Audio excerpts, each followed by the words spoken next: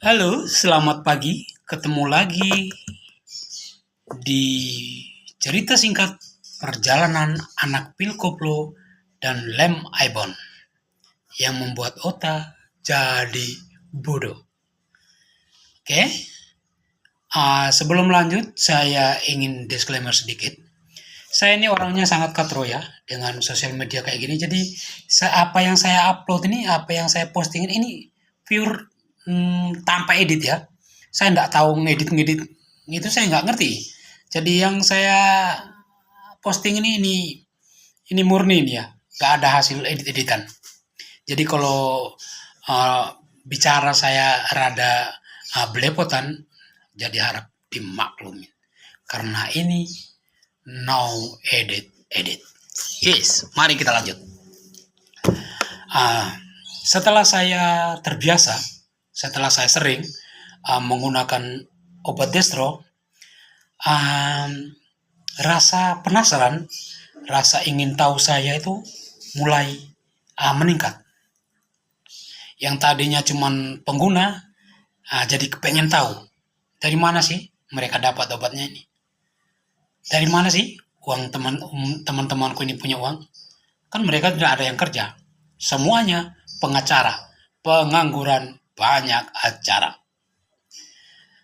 Jadi saya jiwa tadi anak desa yang lugu polos mulai bergejolak. Saya mulai menjagal sedikit demi sedikit dari cara merokok, dari minum-minuman keras. Waktu itu teman-teman saya tuh biasa minum tuh topi miring. Topi miring itu harganya 20.000, 18.000. Yang jual itu cuma di warung-warung orang Buton. Nah, jadi saya mulai coba ya. Saya mulai coba sedikit. Akhirnya saya kok menikmati, kok enak ya. Jadi saya ditawarin sama teman-teman, gimana? Enak nggak? Enak, cukup enak. Kalau enak, ayo kita cari bareng-bareng, cari uang maksudnya. Jadi saya kan bilangnya dulu, cari uang yuk. Kita kan ini kan mau kerja, kan kita ini nggak punya kerjaan. Mau cari kerja di mana gitu? Mau masuk ke camp kerja illegal logging atau bagaimana? Saya tanya sama teman-teman. Ngapain kerja jauh-jauh masuk ke hutan katanya. Ya memang waktu itu zaman illegal logging itu penghasilan cukup banyak ya, cukup besar. Karena kayu yang kita kerja itu diekspor ke Malaysia. Jadi bayarannya tuh cukup tinggi. Jadi bilang teman-teman, ngapain jauh-jauh ke camp? Sampai 2 bulan, 3 bulan baru keluar ke kota. Kerja yang dekat-dekat saja di sini. Kan saya pikir, kerja yang dekat-dekat sini, yo, ada bangunan, tapi sulit. Bilang, udah nggak usah capek-capek kerja. Ternyata, guys, yang selama ini mereka lakukan itu mereka itu nyuri. Mereka nyuri, pokoknya apa yang mereka lihat, mereka nemu yang bisa dijadikan uang, oh mereka sikat, lost door. Jadi saya pun akhirnya ikutan menjadi orang yang seperti rusa yang lepas dari kandang. Saya sudah mulai agak nakal. Jadi singkat cerita, misi pertama yang saya kerjakan itu membongkar. Enggak. Itu belum. Itu mencuri ayam. Mencuri ayam di Kodim, wilayah Kodim. Itu ayamnya tentara, ayamnya bapak-bapak tentara. Mereka piara ayam di halaman belakang Kodim itu, mereka piara ayam. Ayamnya banyak, ayam jago. Kan biasanya dijual, dikirim ke rumah makan yang ada di Kota Nunukan. Jadi teman-temannya ngajak nyuri. Apesnya saya nyuri pertama ketangkap. Apesnya itu ketangkap. Jadi kami ya karena memang anak-anak masih saya ini anak masih masih remaja, jadi saya disuruh sama bapak polisi, kamu nanti suruh tanya, kamu tinggal sama siapa? Nah, yang sebenarnya saya itu punya om di jalan pesantren, tapi saya kabur dari situ ke tempat teman saya di Sedadap. Jadi saya bohong sama bapak polisi, saya bilang saya tinggal sama om saya di jalan pesantren. Nah, om saya itu punya PJTKI, dia pengurus TKI, punya penampungan. Jadi ada orang yang mau ke Malaysia, itu dia yang ngurus bikin paspor atau apa segala macam. Saya kan bilang gini dalam hati saya, waduh ini kalau sampai ketahuan om saya, ini bisa gawat ini. Padahal saya kan lah kabur dari rumah. Jadi nanti kamu bawa surat ini ke tempat ommu ya. Nanti suruh ommu pulang. Sedangkan yang temanku kan ada 7 kan, itu ditahan. Saya disuruh pulang karena saya kan baru. Saya disuruh pulang, tapi saya nggak balik lagi ke situ. Saya nggak ke tempat om, saya langsung pulang ke tempat teman-teman saya yang di Sedadap. Jadi singkat ceritanya, teman-teman saya keluar, kurang lebih 2 mingguan mereka keluar. Mereka keluar karena ada keluarga mereka yang jamin keluar. Jadi ternyata mereka ini sering masuk apa ya, masuk tahanan kayak gitu. Nah, 2 minggu, 1 bulan, kayak itu gara-gara curi-curian kayak gitu, buat uang mabuk murahan. Jadi saya kalau apa ya, kalau nggak pakai obat itu rasanya gimana ya? Kok kayaknya nggak berani gitu loh. Kayaknya kayak cupu gitu. Jadi saya bilang, oh ini obat efeknya juga ternyata baik ya. Jadi saya nih, aduh gimana caranya supaya bisa dapat duit supaya bisa beli obat ini. Memang harganya cuma 5.000 perak. Tapi untuk dapat 5.000 perak itu sungguh amat sangatlah susah. Jadi nggak lama teman-teman saya keluar. Teman-teman yang senior master-masternya keluar. Jadi keluar kami santai-santai karena di situ kan di tetangga-tetangga mereka kan ada satpol pp. Nah, biasanya kalau ada minuman yang disita dari toko-toko yang jual-jual tanpa izin, itu biasanya mereka bawa pulang. Mereka bawa pulang itu biasanya bilang sama teman-teman, ada minuman di rumah, ini hasil sitaan, apa yang untuk mereka sih 1 botol 2 botol sebelum dihancurin. Jadi mereka minum ngobrol-ngobrol. Jadi terus teman saya bilang gini, nanti malam apa yuk kegiatan kita supaya dapat uang buat anggap aja kita kan baru lepas dari tahanan, ya pesta-pesta lah sedikit katanya. Bilang temanku, nyuri yo. Di mana? Saya ini kan orang baru kan dengar aja. Di mana? Warung Buton katanya. Kawan, guys, di sepanjang jalan di kota Nunukan itu ada warung-warung kecil yang kayak gerobak-gerobak gitu. Itu rombong-rombong kayak gitu. Jadi kalau jam 1 malam ke atas itu mereka tutup. Terus kunci, gembok, mereka pulang. Nah itu jadi sasaran yang dikerjain teman-teman. Jadi setiap jam 1 malam, jam 1:30 itu mereka keluar turun dari Sedadap. Ke Sedadap pun di atas di daerah agak jauh dari kota. Turun, bawa linggis. Saya semangat sekali. Saya itu orang nakal baru ya, calon orang nakal baru ini. Apa nih? Taruna baru ini mendidik, melatih kenakalan baru ini. Saya sangat semangat. Ayo bongkar itu. Sampai warung Buton udah nggak ada. Ini warung di pinggir jalan, motor mobil lewat itu. Oh nggak dihirau kan? Dan soalnya di sana itu kan apa ya? Itu kuasa ganggangan. Ini gang ini yang megang ini, gang ini yang megang ini. Jadi cukup rawan waktu itu di sana. Jadi istilahnya itu kita di pasar malam saja. Di pasar malam tuh jalan tuh jangan sampai senggol-senggolan. Senggol-senggolan itu bisa kita ditikam. Itu yang lebih parah waktu kerusuhan Poso. Yang kerusuhan Poso itu orang-orang stres banyak. Orang-orang stres yang dari Malaysia kena destrong banyak. Jadi saya kadang-kadang pikir, ini kan di pasar loh. Kita jalan kan nggak mungkin gak senggol-senggolan. Yang namanya pasar malam, pasti kan rame. Jadi teman-teman saya itu bawa pisau.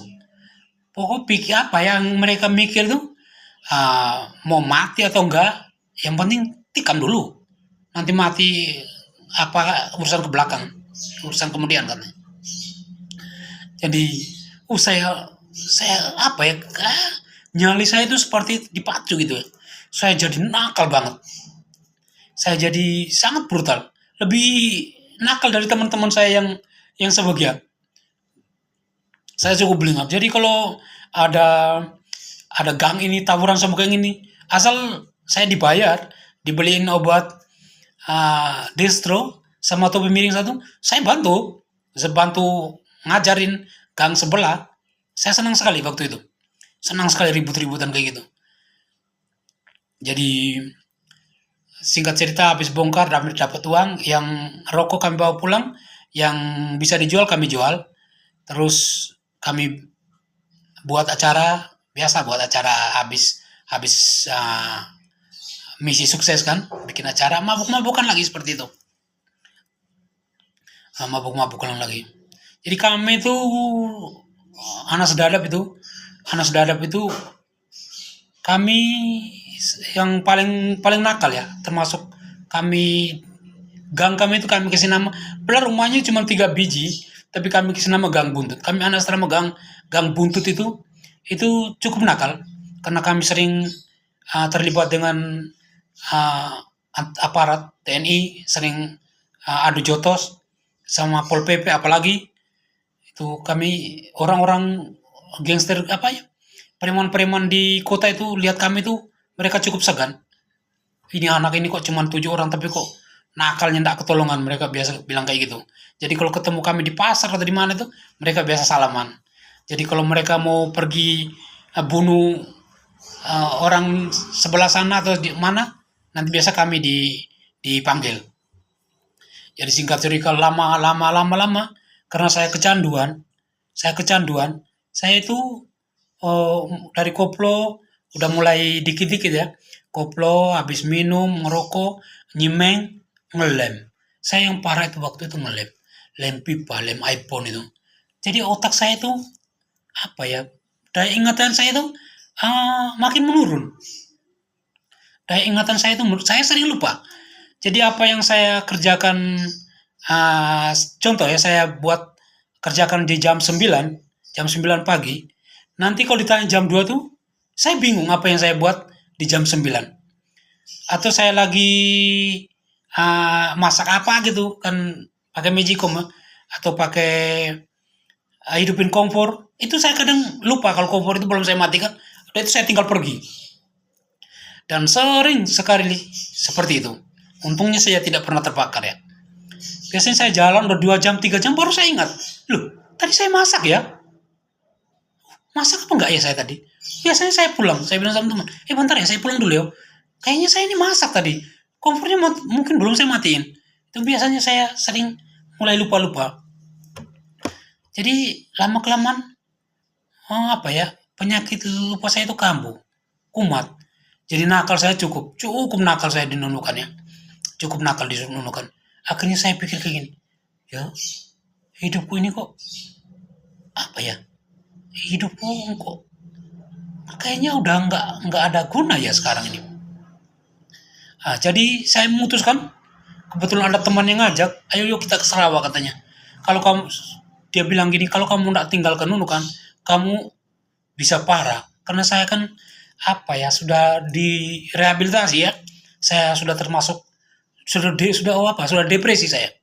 Saya sudah depresi, jadi saya sudah direhab sama biasa dibesuk sama teman-teman karena saya direhab kan. Karena saya sudah mulai kelayapan di jalan, mungut-mungut puntung, itu saya mulai mungut-mungut puntung apa segala, kayak orang gila gitu di jalan, pakai sarung, nggak punya pakaian, sudah nggak punya pakaian, pakai sarung sama baju yuken putih itu. Dulu yuken ada yang di lemari saya itu, saya nggak pernah pakai. Jadi weekend itu biasa itu tuh baju weekend sarung. Jadi saya biasa keluar cari puntung, bilang teman-teman saya. Jadi saya itu uh, biasa dibesuk teman-teman saya cerita itu waktu saya ketika saya udah pulih, mereka kira itu saya itu udah nggak bisa sembuh, udah nggak bisa sembuh. Jadi katanya kalau waktu mereka besuk saya itu, kalau ngobrol dengan saya itu nggak nyambung. Saya tidak senang diganggu, saya tidak senang ada orang yang berisik atau kalau saya lagi sendiri, saya senangnya sendiri. Pengen ngelamun, pengen menghayal, punya pesawat, punya istri yang paling cantik, punya mobil, punya ini, punya itu. Jadi teman-teman saya itu ganti nama saya. Kan saya kan dipanggil Alek, jadi diganti sepemikir nasib. Mereka sering manggil saya. Ada teman saya dari Lombok, namanya Anas. Dia itu paling dekat dengan saya. Ada paling dekat dengan saya. Dia kadang-kadang nangis kalau lihat lihat saya itu, lihat saya yang apa ya, yang ngobrol itu udah nggak nyambung. Nah setelah saya sembuh, akhirnya teman saya ngajak, ayo yuk kita tinggalkan saja nunukan ini. Kalau kamu nggak tinggalkan nunukan ini kamu nanti tambah parah. Kamu ini saya lihat-lihat ini udah nggak bisa bedakan yang mana manusia, yang mana binatang. Ini sifatmu ini kok kayaknya nggak bisa dibedakan entah sifat manusia dengan binatang itu kok sama kayak kamu yang ada padamu sekarang. Bilang temanku. Temanku kan orang Makassar. Jadi saya tanya dia, terus kalau kita ndak di sini mau kemana? Dia bilang, yuk kita ke Malaysia. Saya kan nggak mau kalau Malaysia malas karena kan Malaysia kan kerja sawit jadi saya malas. Saya kalau ke Malaysia kerja sawit saya nggak masa kita di kampung kerja kebun merantau kerja kebun aku bilang mendingan tinggal di sini aja kalau kerja kebun waktu pulang ke kampung. Kita nggak ke kita nggak ke Malaysia Timur kita ke Sarawak yuk. Tapi di sana memang kerja kebun tapi panen udah tinggi panen saya senang kalau panen. Karena udah nggak panas kan, sawitnya udah tinggi-tinggi. Jadi dibilang ada yang bawa kita ke sana. Dia bilang ada. Akhirnya singkat cerita kami ke Sarawak. Saya cuma bertahan 4 bulan. Saya nggak bisa. Saya bertahan 4 bulan, saya lari ke Pontianak. Lari ke Pontianak. Nah, saya berapa bulan tuh saya sempat sehat, sempat normal sampai di Pontianak. Itu saya cukup sengsara juga hidup di Pontianak. Karena saya tidak punya keluarga, tidak punya kenalan, tidak punya kerabat, tidak punya siapa-siapa. Saya cukup sengsara juga di Pontianak. Kebetulan ketemu teman orang Bengkayang, Dayak Bengkayang. Dia ngajak tinggal di rumahnya dan akhirnya saya mendapatkan pekerjaan yaitu kerja apa ya kok di sana itu kerja di kapal tugboat gitu tapi jalan sungai ya ke Hulu ke Sintang Skadau ngambil CPO bongkarnya di Pontianak.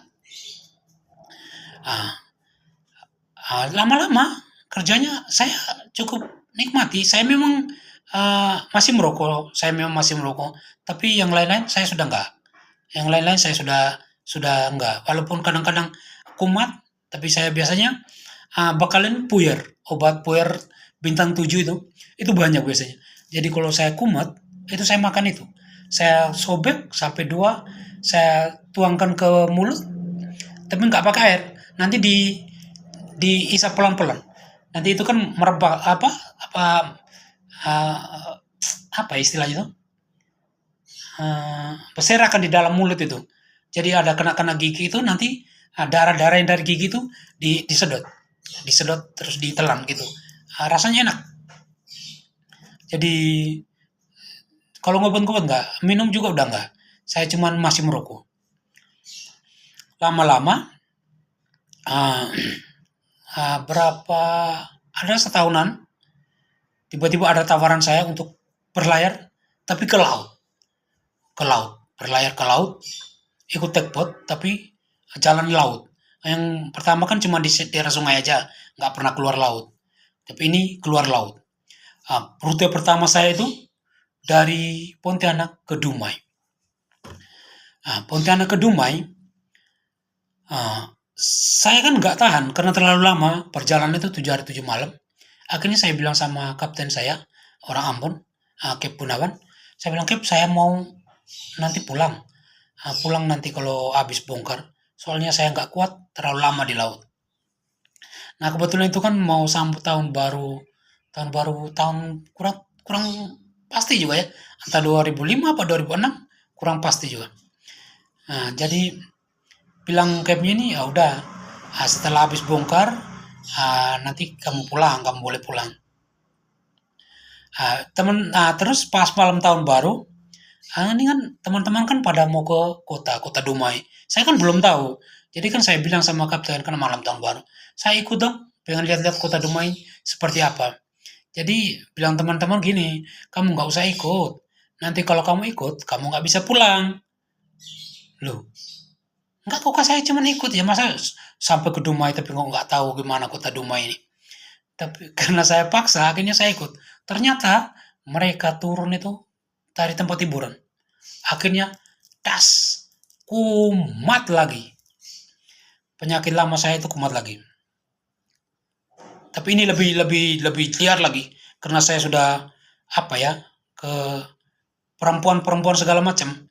Yang dulunya saya cuman ngobat, nyimeng, nyabu, ganja, ngelem, sekarang sudah ada perempuannya.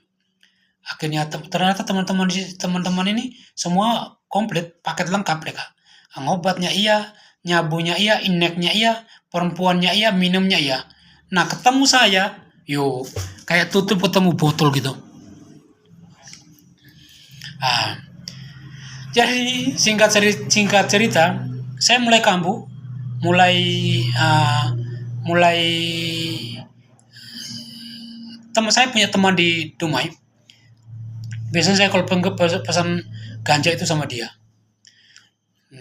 Saya mulai kumat, udah mulai kayak dulu lagi. Akhirnya hancur berantakan. Dan daya ingat saya itu semakin lama semakin semakin apa ya? Semakin hilang. Jadi yang diomongin orang nanti itu, nanti ini nggak bisa nyimpan di memori saya itu, nggak bisa nyimpan. Pokoknya masuk telinga kiri, keluar telinga kanan, masuk telinga kiri, keluar telinga kanan. Kayak ini, saya setiap hari dengar istri, anak, teman tetangga ngomong bahasa Jawa. Saya ada nih, tapi nanti sebentar saya udah lupa. Saya nggak bisa, saya pakai bahasa Indonesia lagi. Jadi kami komunikasi di rumah ini ya pakai bahasa Indonesia. Bahasa Indonesia terus tiap hari. Anak istri ya bahasa Jawa, saya bahasa Indonesia aja. Kadang-kadang saya bisa, kadang-kadang enggak. Padahal waktunya udah cukup lama ya. Saya belajar sering, tapi nggak bisa-bisa. Makanya saya ini pesan dari apa yang saya sampaikan ini untuk teman-teman ya, untuk generasi muda itu, ngindarin yang hal-hal yang negatif ya. Kayak ngobat, koplo itu jangan, melem jangan, nyimeng itu jangan. Itu sangat apa ya, efeknya itu sangat sangat tidak baik. Dampak ke otak kita itu jadi tidak baik. Daya ingatan kita itu menurun, lola kita itu lemot. Kayak kayak apa ya? Kayak pengong gitu loh, orang Pontianak bilang itu. Kayak oon, bloon gitu loh. Ao ao ay. Jadi kalau orang ngomong ini ao ao ay. Pelangak pelongo itu orang Jawa bilang itu. Kenapa? Daya daya ingatan kita itu sudah nggak nggak bagus. Rusak karena obat-obatan yang dosisnya kelebihan, rusak karena lem ibon itu kan. Nah, makanya itu cerita saya ini saya cuma memberi pesan.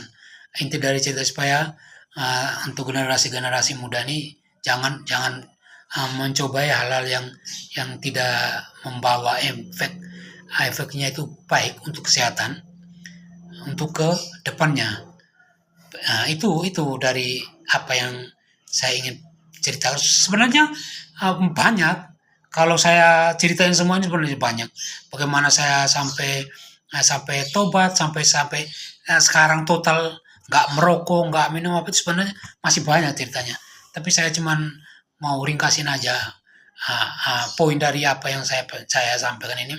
Jadi kalau seandainya ada yang nonton, ada yang lihat, untuk generasi muda atau untuk bapak-bapak mungkin yang lihat video saya, supaya untuk memberi edukasi ke anak-anak. Jangan kamu jangan jangan membuat sesuatu yang yang tidak baik, baik di sisi kemanusiaan juga tidak baik, sisi agama juga tidak baik. Nah, itu poin dari cerita yang ingin saya sampaikan. Jangan ngoplo karena bisa bikin kamu jadi bodoh. Jangan ngelem karena bisa bikin kamu jadi pikun, oon, goblok, pelengak-pelengok. Itu yang ingin saya sampaikan. Baik, saya kira cerita saya ini, pengalaman saya ini, apa yang saya sharing ini bisa membantu teman-teman generasi muda berikutnya ya. Nanti kalau seandainya yang pengen mau dengar kok gimana kok dulu kok hidupnya cukup brutal, cukup amburadul kok sekarang bisa insaf total, sampai merokok aja udah enggak. Nanti mungkin bisa komen ya kalau pengen tahu cerita lanjut, bisa komen di video ini. Baik, jadi karena ini nggak ada editing, jadi kalau sekira ada salah kata, apa kata-kata yang mungkin tidak tidak paham, jadi tolong diharap maklumin. Karena ini pure, tidak ada editing. Bye. Sampai ketemu lagi.